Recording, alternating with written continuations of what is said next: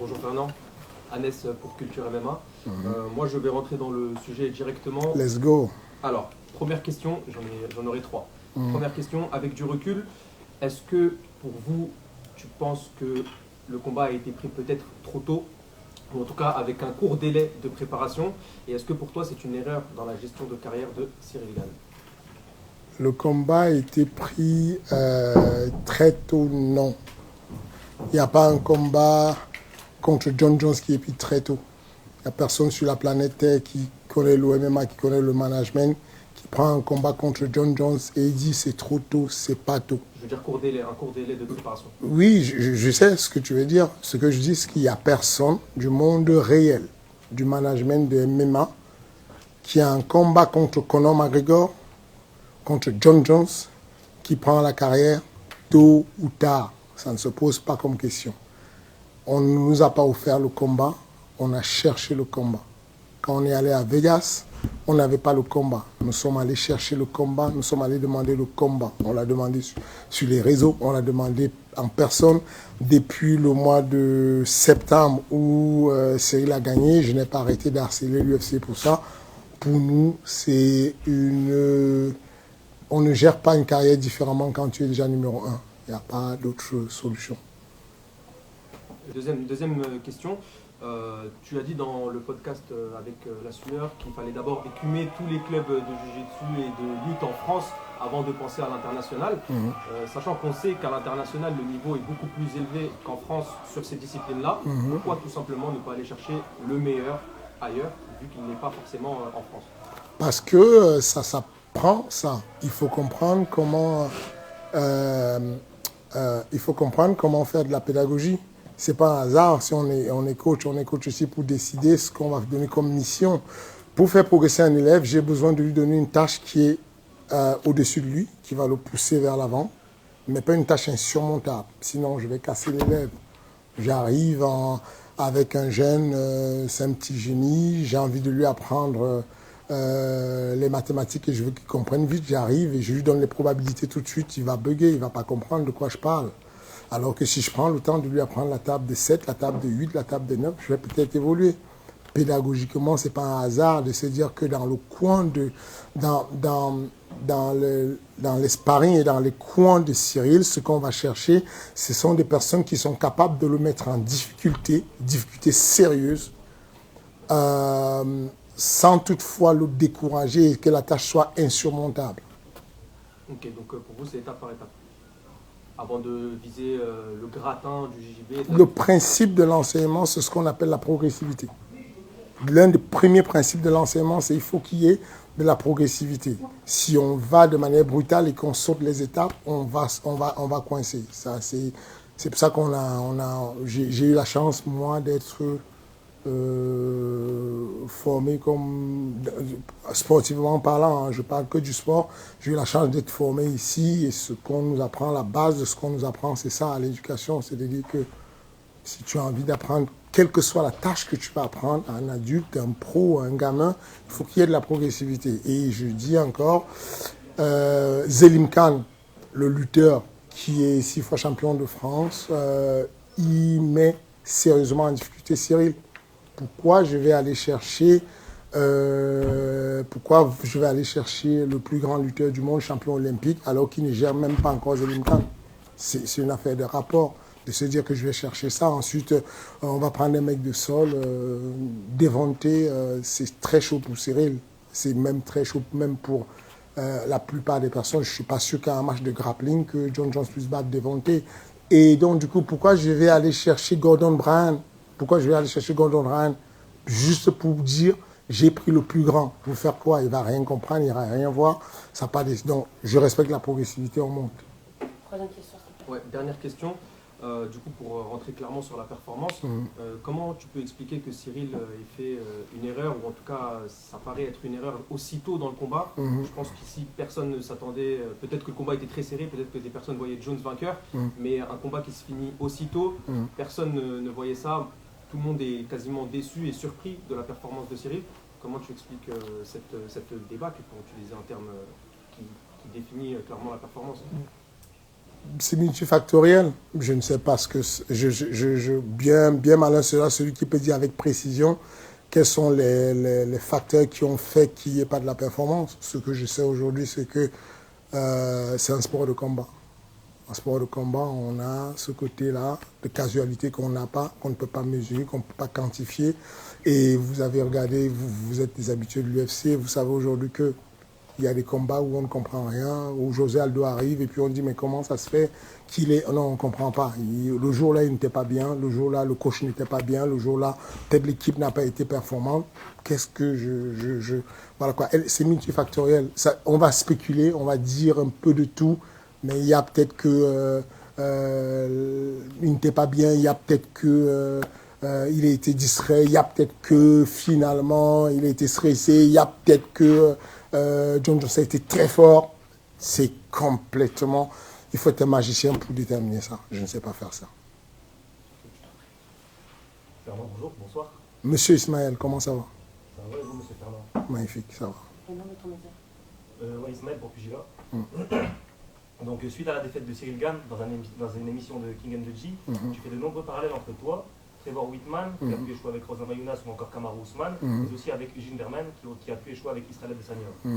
Est-ce que tu trouves vraiment judicieux de te comparer à ces coachs dans la mesure où tu n'as jamais atteint l'or mondial? C'est pas méchant, mais tu n'as jamais atteint l'or mondial, là où eux peuvent justifier et atténuer leur échec auprès du grand public par le fait d'avoir déjà touché à cette fameuse ceinture incontestée de l'UFC, et même à plusieurs reprises.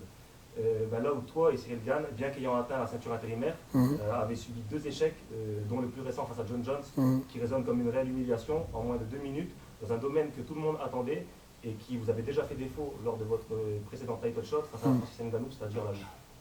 Est-ce qu'il y a quelqu'un ici dans la salle qui partage l'idée que perdre un combat contre le GOAT, John Jones, est une humiliation? Est-ce que vous pouvez m'aider? Est-ce qu'il y a... Aidez-moi, peut-être je ne comprends pas. Est-ce que vous pouvez lever là? Ici, il y a quelqu'un qui pense que si je suis battu, toi, toi aussi? Moi, je ne pense pas que c'est forcément une humiliation, mais je veux dire la performance en soi, dans l'absolu, sachant qu'il y a plusieurs inconnus autour de John Jones, notamment la montée en catégorie, l'absence, etc. Et surtout connaissant Cyril et connaissant je veux dire, le coaching que tu peux lui apporter et la préparation que tu peux lui apporter pour un tel combat, je trouve que ça peut résonner comme une humiliation. On attendait beaucoup de Cyril, en fait, on espère beaucoup de lui et on connaît son niveau. C'est pour ça que je peux sentir ça comme une humiliation, la performance de John Jones. Ok, donc on est d'accord que là dans la salle, il y a une vingtaine de personnes et il y a 2 personnes qui ont trouvé que c'est une humiliation. On est d'accord que personne d'autre ne peut trouver que c'est une humiliation, non? C'est pas une humiliation, c'est étonnant. Merci. Voilà. Que ce soit aussi rapide, c'est ça qui nous a déçus. On va avancer, ne vous inquiétez pas. J'avais une question que C'est sa victoire la plus facile. On va y arriver. Ne vous inquiétez pas. Ta question a plusieurs volets, ne t'inquiète pas, je vais reprendre tous tes volets. On a tout le temps. En gros, donc, ce n'est pas une humiliation pour l'être humain normal qui est en train de dire qu'on a affronté John Jones, sait que ce n'est pas une humiliation. Pour moi, c'est une humiliation. Dans la carrière de John Jones, c'est son combat le plus facile. Et alors qu'il y avait énormément d'inconnus, c'était une catégorie qui était toute nouvelle pour lui. Voici ce qu'on va faire. C'est que moi, je donne mon avis, tu donnes le tien. Je le respecte, je lui dirai que ton avis soit bon. Donc, tu trouves que c'est une humiliation. Moi, je ne trouve pas. La majorité de personnes que je connais dans le monde qui m'en parlent trouvent que ce n'est pas une humiliation. Je vais te couper, mais forcément, tous ceux qui vont rentrer en discussion avec toi, ils ne vont pas te dire la vérité. Ils ne vont pas venir te contredire. Et on sait tous pourquoi, parce que tu as plusieurs casquettes, tu peux ouvrir beaucoup de portes. Et je pense que personne ne va réellement rentrer frontalement avec toi pour te dire que c'était une humiliation. Mais quand tu dis que c'est bizarre, je ne dis pas trop de choses à la fois. Mais quand il faut qu'on réponde, tu veux qu'on se chamaille, tu veux qu'on s'insulte? Est-ce qu'on peut se concentrer sur une question? Enfin, une question, on y avance, ne t'inquiète pas. Je n'ai même pas encore répondu à ta question, tu t'enflammes déjà. Voici ce que je t'ai dit, c'est que ta posture de dire que toutes ces personnes-là ont peur de moi parce que je suis influent est insultant pour toutes ces personnes.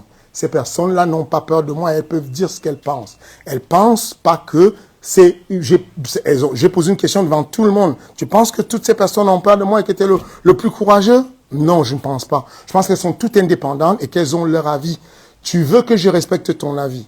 Tu souhaites qu'on respecte ton avis, respecte la vie des autres. Il y a des personnes là autour de toi qui trouvent que tu n'as pas raison. On est en majorité à penser que ce n'est pas une humiliation de perdre contre John Jones.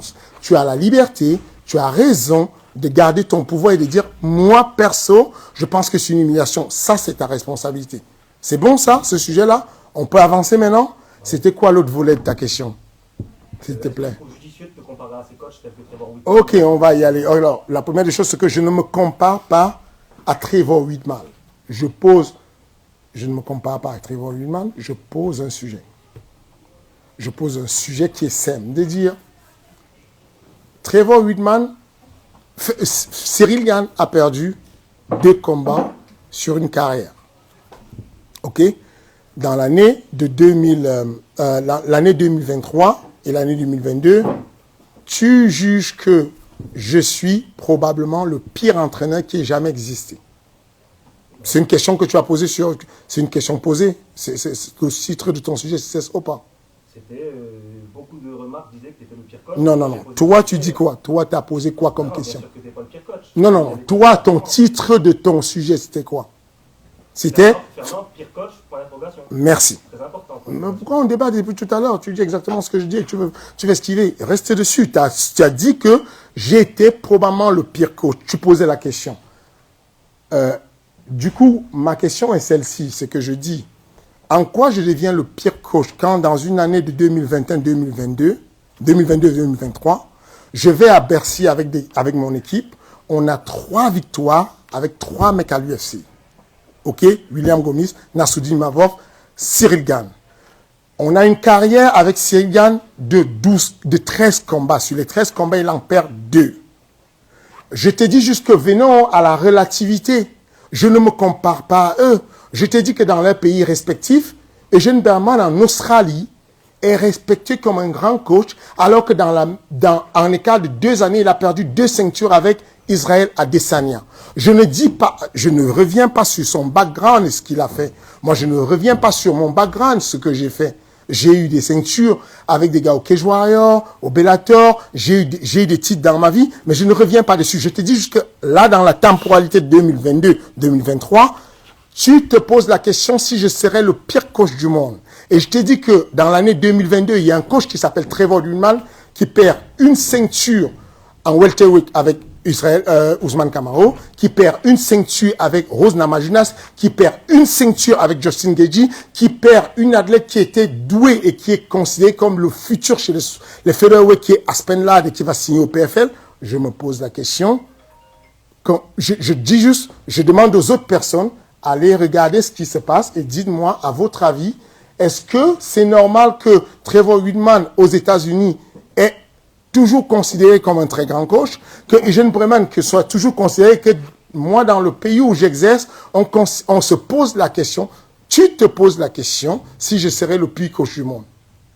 Là où je pense qu'il y a une différence, c'est que ces coachs que tu cites, ils ont perdu généralement sur des upsets, et pas sur des, comme je l'ai dit dans le troisième volet de la question, pas sur des game plans pas sur des aspects du combat où tout le monde s'y attendait. Ils ont perdu sur des upsets.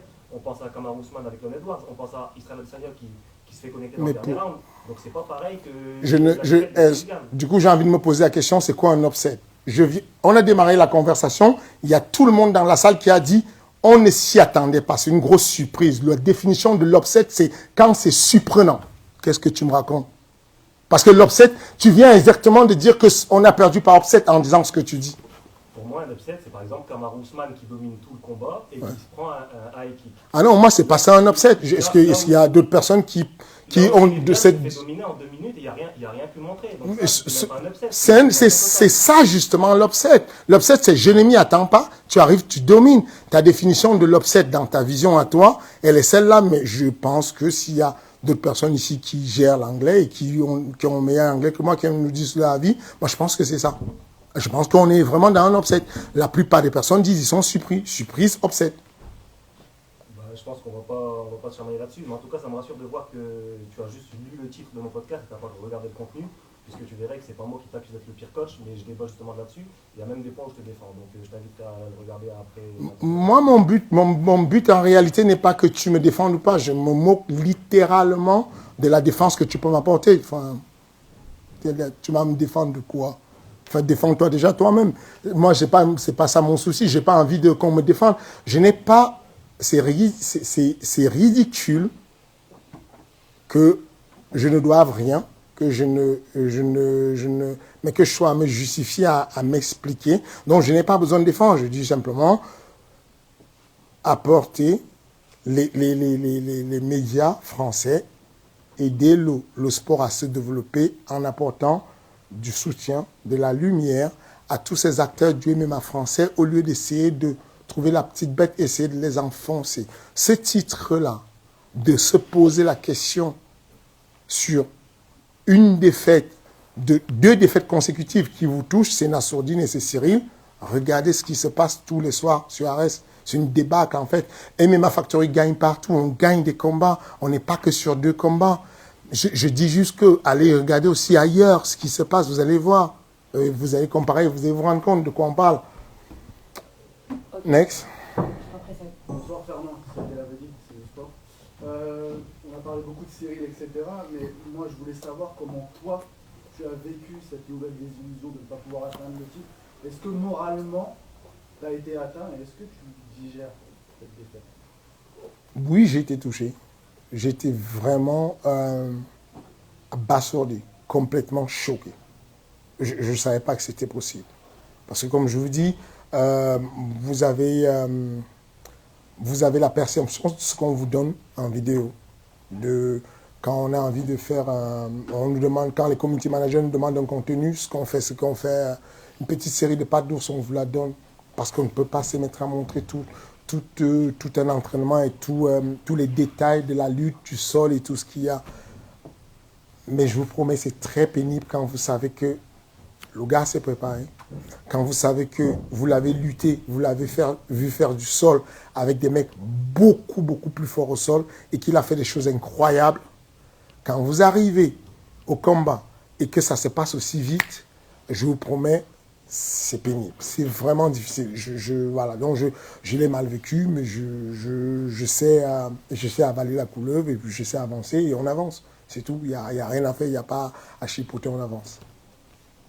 Dernière question.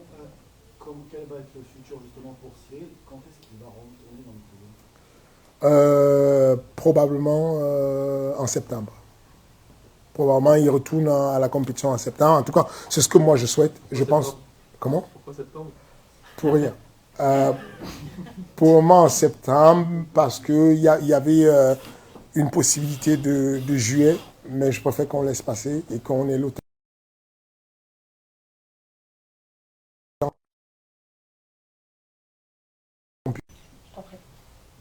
Bonsoir Fernand, Jip pour la bagarre. Pareil, j'aurais 3 questions à te poser. Je voudrais revenir sur le combat et sur la préparation. Cyril se casse la main lors du dernier UFC en France. Donc il faut un certain temps pour récupérer. En plus, on sait qu'il a des lacunes en lutte, forcément il a la etc.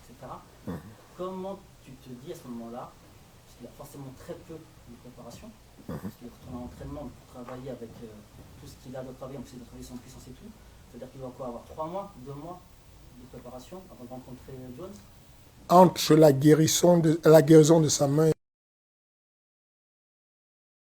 et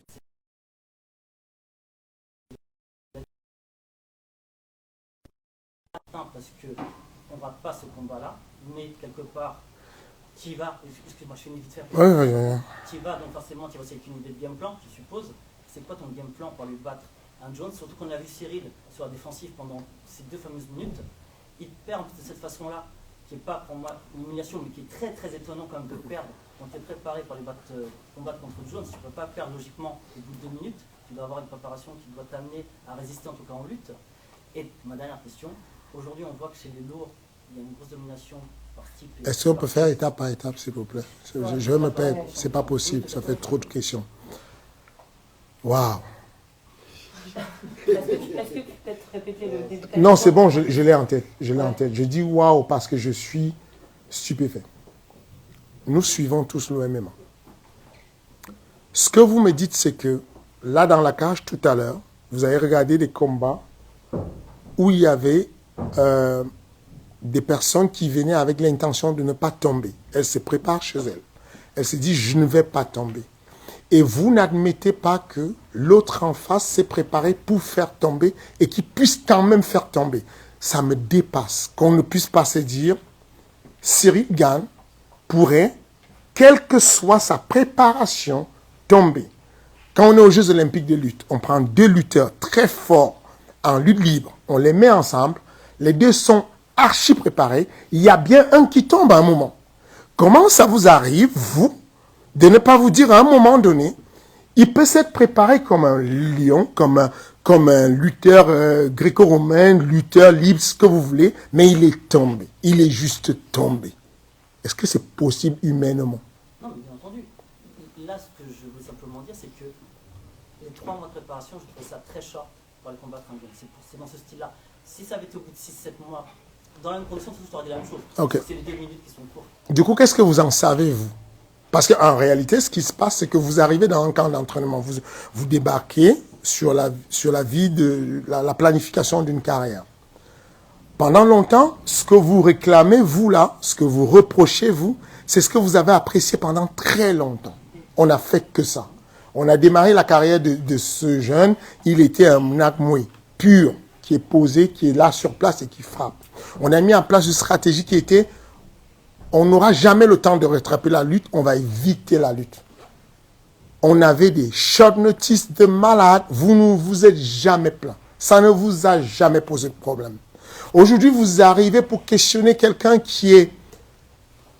J'aime l'idée de me remettre en question, sincèrement. Je ne fais que ça. Parce que au-delà de... Je ne sais pas pour faire beau, je suis traumatisé, ça me choque en fait. Quand je n'arrive pas à faire quelque chose, je suis obstiné, je recommence tout le temps. Mais je vous dis simplement que il y a un moment donné, quel que soit l'entraînement qu'on va faire, on peut juste échouer, c'est possible. Donc, l'entraînement de Cyril a recommencé en novembre. Novembre, il a recommencé la préparation physique en novembre. OK? En décembre, le 4 décembre, j'ai encore des textos, je faisais mes devoirs, et les textos, quand je fais mon truc, le 4 décembre, il y a des textos où j'appelle Reda Meptouche, j'ai rendez-vous avec lui et je demande à Cyril, son rendez-vous, on se coince à la salle, on travaille. Vous voyez, comptez les semaines entre le moment où il a le calossé qui est fait, on sait que le calossé, c'est 8 semaines, c'est 10 semaines maximum, le calossé est fait, la main elle est solide, le médecin donne le OK. À partir de ce moment, on se met à s'entraîner. Préparation physique d'un côté, et puis l'entraînement. On arrive aux États-Unis. Reda Meptouche n'a rien à voir dans le camp d'entraînement de Nassourdine Imavov. On le ramène avec nous en plus, parce qu'il va servir de sparring à Cyril, qui pour le coup, lui, va coacher Nassourdine Imavov. Donc on se prépare tout le temps. On n'est pas encore à la vitesse de croisière, on n'est pas au max, mais on se prépare. Les gars, c'est un métier. Enfin, là, je suis tous les jours en costard ces derniers temps et vous perdez et vous oubliez qui je suis et ce que j'ai pu faire.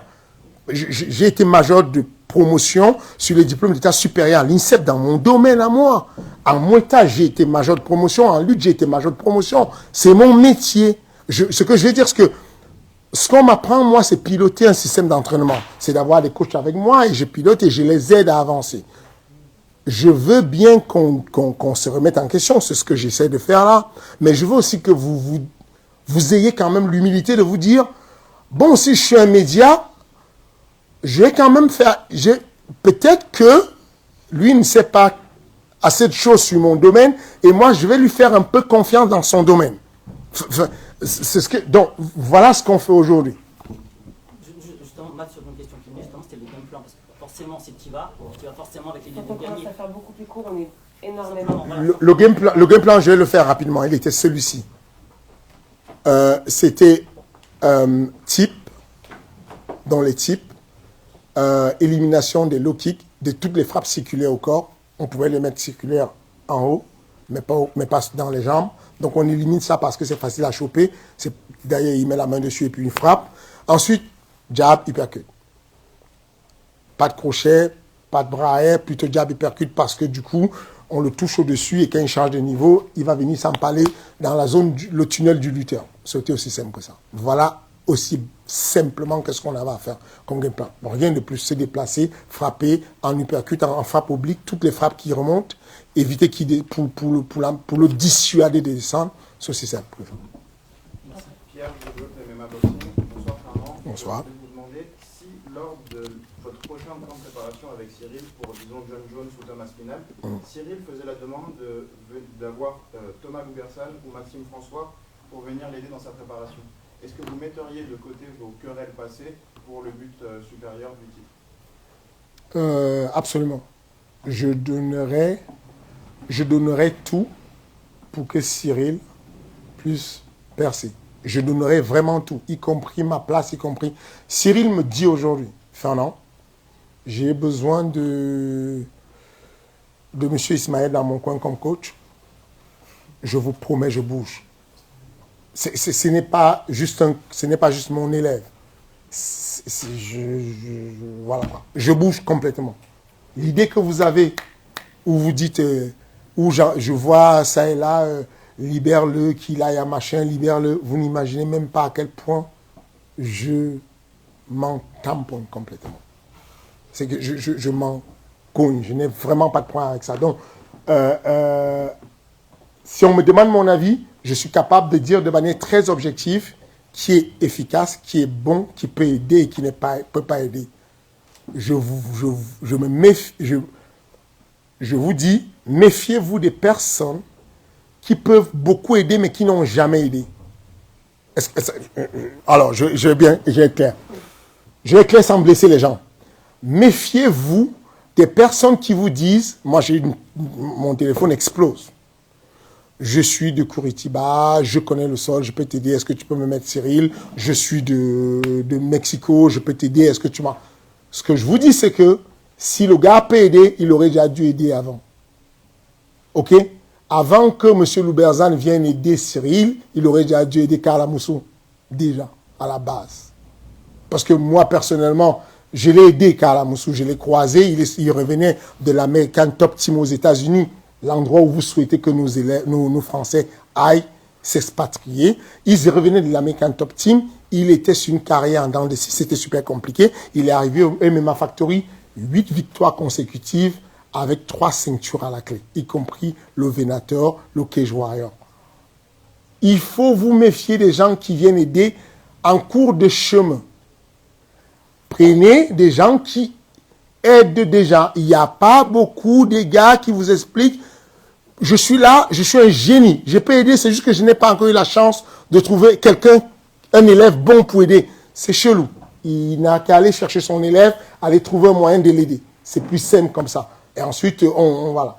Et j'ai une deuxième question très rapide. Compte tenu du niveau des frères Younoussov, Turpal le mois dernier qui termine en 27 secondes, aujourd'hui Aboubacar qui termine en 24 secondes, est-ce qu'à cause de la législation, il ne serait pas temps de les envoyer peut-être à l'extérieur pour qu'ils montent leur vrai niveau contre de plus gros opposants? Absolument, c'est une idée possible. Là, on a programmé un combat pour Jordan Zebo le 11 mai, mais le 8 juin, non, le 8 juillet, il combat en Italie, à Siena, dans une organisation, parce que là-bas, il aura la chance d'affronter quelqu'un qui est beaucoup plus classé. Et donc, en général, dès qu'il y a moyen dès qu'il y a des jeunes qui ont la possibilité d'aller à l'extérieur pour aller combattre, non, c'est une bonne chose. Bonsoir Fernand, Amédi d'Actu-MMA. J'ai une question pour le futur de Cyril Gane. Il y a beaucoup de monde qui reviennent. Et Pavlovich, Thomas Spinal, Bates. Parmi ces profils, quel serait le meilleur pour Cyril Gane et à l'inverse le pire match-up pour lui? Je pense que le pire match-up pour lui, c'est Curtis Blade et le meilleur match-up pour lui, c'est Pavlovich. Curtis Blade à cause de la lutte, j'imagine. Curtis Blade à cause de la lutte, Pavlovich il frappe comme un sourd-muet, mais normalement il sait déjà gérer les sourds-muets. Enfin, je veux dire les gens qui frappent comme les sourds-muets. Bonsoir Fernand, Titouan Laurent, Sport Business Club.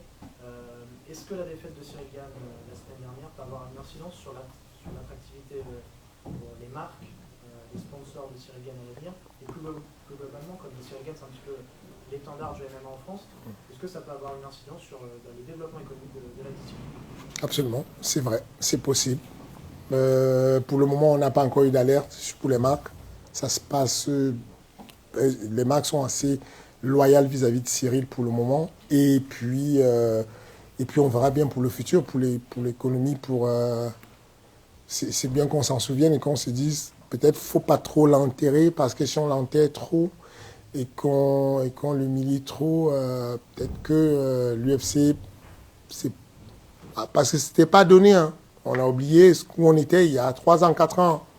On a eu l'UFC à Paris, hein. C'est pas donné. C'est bien de se rappeler de ça et de se dire que l'industrie totale du MMA, nous tous là, autant que nous sommes là, médias, machin, nous tous là, à un moment donné, avoir des acteurs du MMA qui font tourner la machine du MMA en France, ça fait du bien à tout le monde. Bonjour Fernand, Olivier pour Boxmag. J'aimerais savoir, Cyril est maintenant à la 3e place du classement, mais il se pourrait que le prochain combat pour le titre, si tout se passe bien, soit dans 3 ou 4 combats minimum, environ 2 ans. Alors la question c'est, lors des discussions avec Cyril après le combat avec John Jones, est-ce qu'il vous a semblé motivé et déterminé à tenir jusque-là, sachant qu'il a lui-même dit précédemment qu'il n'avait pas forcément l'intention de rester trop longtemps dans le circuit? Vous êtes dangereux tout ça. Non, mais c'est une question vraiment honnête, hein, c'est ok, pas un piège. ok, non, il n'y a pas de souci. Il est bien, il a faim. Il a dit, s'il n'est pas bien, il n'est pas à la salle là. Vous voyez bien que, il s'entraîne. Il est bien, il est reparti à l'entraînement, il le vit. Peut-être que c'est quelque chose de bien qui lui fait un électrochoc et puis on avance. Donc non, je pense qu'il a envie. Il a envie de retourner. Il sait que le chemin va être long et qu'il va encore se taper 2 ou 3 mecs relous. Mais il a vraiment envie. Et puis s'il se positionne bien, on ne sait jamais, avec un peu de chance et tout, on pourrait atterrir dessus beaucoup plus rapidement que prévu. Merci. Bonsoir Fernand Doué pour Yassine Katé et Cover. J'en ai qu'une j'imagine, donc on est tous très déçus de l'annulation du combat entre Ragnar Le Breton et Daniel Lanty. Du coup, je veux savoir, est-ce qu'il y a un report possible pour le combat ou pour Ragnar tout court? On essaie de faire un report. C'est pas encore... en gros, l'idée, c'est qu'on puisse placer ce combat-là sur le mois de mai, le 11 mai. Contre Daniel? Oui. Daniel, le plan galère, ça joue pas contre vous? Enfin, j'imagine forcément ça crée des frustrations, ça crée des conflits. Au dernier moment, un plan galère comme ça. Pour vous, non, ça reste un report tranquille. Pas de problème avec Daniel, quoi. Non, avec le temps, vous allez voir que vous pouvez avoir des plans galères, mais vous faites avec des personnes. Vous voyez là, et dans le public, là, il n'y a pas tout le monde là qui est mon ami, mais on fonctionne. Moi, je suis ton ami. Absolument. Bon, ça va. Okay, mais voilà, dans la vie, vous allez comprendre qu'il faut savoir mettre de l'eau dans son vin et puis fonctionner avec les plans galères. Et bien Fernand, on te remercie d'avoir répondu à toutes ces questions. Je suis viré. Un bel exercice. Je ne peux pas accorder plus de questions parce qu'on a donné.